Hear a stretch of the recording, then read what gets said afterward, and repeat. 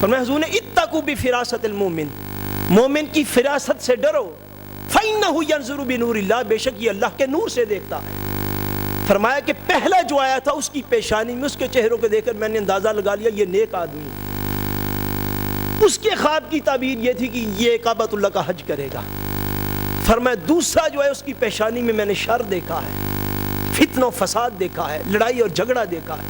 فرمایا اس کی تعبیر یہ ہے کہ یہ عنقریب چوری کرے گا، اس کے اوپر تہمت لگ جائے گی چوری کی۔ یعنی خواب دیکھنے والا ایک ہی خواب ہو، دیکھنے والے مختلف بندے ہوں تو پھر بھی تعبیر جو ہے وہ مختلف ہوتی ہے، پھر بھی تعبیر جو ہے یہ مختلف ہوتی ہے۔ امام ابن سیرین رحمۃ اللہ تعالیٰ علیہ نے ہی ایک مقام پر آپ نے ارشاد فرمایا ہے کہ جو خواب رات کے پہلے حصے میں نظر آتا ہو، رات کے پہلے حصے میں نظر آئے، اس کی تعبیر کم و بیش 5 سال کے بعد جا کے ظاہر ہوتی ہے۔ کتنے سالوں کے بعد؟ 5 سال کے بعد۔ فرمایا جو درمیان رات کے درمیان والے حصے میں نظر آئے، اس کی تعبیر کم و بیش 5 مہینوں کے بعد جا کے ظاہر ہوتی ہے۔ اور فرمایا جو خواب جو ہے یہ بالکل سحری کے قریب بندے کو نظر ہے، اس کی تعبیر کم و بیش 10-12 دنوں میں ہی ظاہر ہو جاتی ہے۔ لیکن خواب کے اندر فرق ہے، ہر خواب جو ہے وہ قابل تعبیر بھی نہیں ہوتا۔ مثلا مثال کے طور پر کسی شخص نے خواب میں دیکھا کہ اس شخص کا دم جو ہے وہ گھٹ رہا ہے، سانس اس کی بند ہو رہی ہے، اسی عالم میں اس شخص کو جاگ آ گئی۔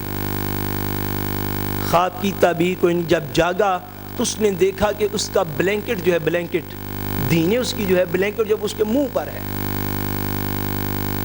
یہ خواب نہیں ہے، یہ ویسے اس کا دم گھٹ رہا ہے اس کے دینے اور بلینکٹ کے منہ پہ ہونے کی وجہ سے۔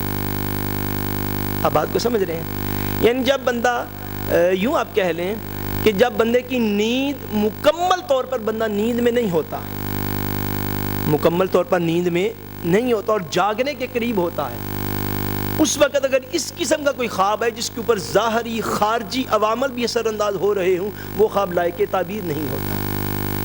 جیسا مثلا کوئی شخص یہ خواب دیکھے، جیسے آج کل موسم میں ہمارے ہیں، وہ خواب دیکھے کہ خواب میں گولیاں چل رہی ہیں، تڑ تڑ تڑ تڑ ہو رہی ہے ہر طرف، دہشت گرد آ گئے، فائرنگ ہو رہی ہے کھلی، اور اسی خواب دیکھتے دیکھتے اس بندے کی آنکھ کھل جائے اور باہر کھڑکی کے اوپر بارش کے قطرے پڑ رہے ہوں، خواب کی کوئی تعبیر نہیں، کیونکہ یہ وہ خواب ہے جو خارجی عوامل جس کے اوپر اثر انداز ہو رہے ہیں۔ اب بات کو اب سمجھ رہے ہیں؟ یعنی خواب کا ایک یہ بھی پہلو ہے، ہر خواب جو ہے وہ قابل تعبیر بھی نہیں ہے، خاص طور پر وہ خواب جو کہ جاگنے کے بالکل قریب ہے اور بندہ مکمل طور پر نیند میں نہ ہو اور باہر ظاہری اور خارجی اثرات بھی اس کے اوپر اثر انداز ہو رہے ہیں۔ یہ سارے خواب کے پہلو جو ہیں وہ میں نے مختصر جو ہے وہ عرض کیے، مگر جو خاص پہلو میں عرض کرنا چاہتا ہوں وہ یہ ہے کہ خواب کا ایک بہت بڑا تعلق جو ہے وہ انسان کے اپنے نفس اور انسان کی نفسانی حالت کے ساتھ ہوتا ہے۔ بولیے کس چیز کے ساتھ؟ انسان کی اپنے نفس کے ساتھ اور انسان کی اپنی نفسانی حالت کے ساتھ ہوتا ہے۔ انسان کی نفسانی حالت جو ہے کہ انسان کا اندر نفس، اس کا جو ہے من جو ہے، اس کی سوچ جو ہے، اس کی تھنکنگ پاور جو ہے، آپ کیوں کہہ رہے ہیں، انسان کی نفسانی حالت کے 7 درجات ہوتے ہیں۔ کتنے درجات؟ بولیے سارے بولیے، کتنے درجات؟ 7۔ سب سے پہلی جو نفسانی حالت ہوتی ہے اس کو نفس امارہ کہتے ہیں، نفس امارہ۔ دوسری حالت جو دوسرے سٹیپ پر ہوتی ہے اس کو نفس لوامہ کہتے ہیں۔ کیا کہتے ہیں؟ نفس لوامہ، نام تو یاد کر لینا۔ تیسری حالت جو ہوتی ہے اس کو نفس ملہمہ کہتے ہیں۔ کیا کہتے ہیں؟ نفس ملہمہ۔ چوتھی حالت جو ہوتی ہے اس کو نفس مطمئنہ کہتے ہیں، نفس مطمئنہ۔ پانچویں حالت کو نفس راضیہ کہتے ہیں، نفس راضیہ۔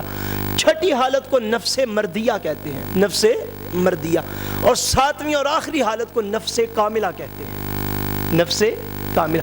یہ 7 درجات ہیں، یاد رکھ لیں۔ ہر شخص ان میں سے کسی نہ کسی درجے پر ہوتا ہے،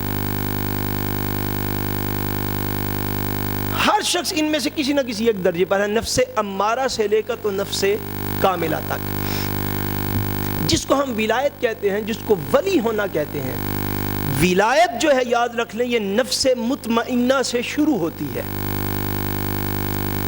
ولایت کس نفس سے شروع ہوتی ہے؟ نفس مطمئنہ سے. یہ انسانی نفس کی حالت میں چوتھے سٹیپ پر یہ ہوتا ہے. کس سٹیپ پر؟ چوتھے سٹیپ پر یہ نفس ہوتا ہے. نفس امارہ، نفس لوامہ، نفس ملہمہ، اس کے بعد نفس مطمئنہ.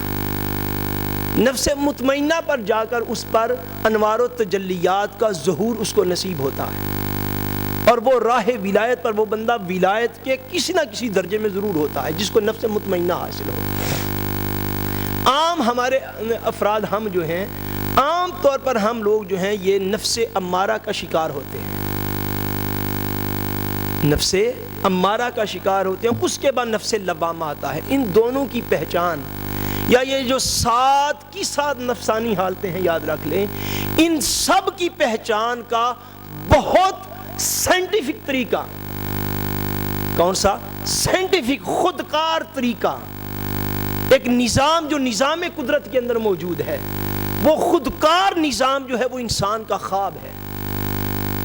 اس سے بڑے لوگ ناآشنا اور بڑے لوگ ناواقف ہیں.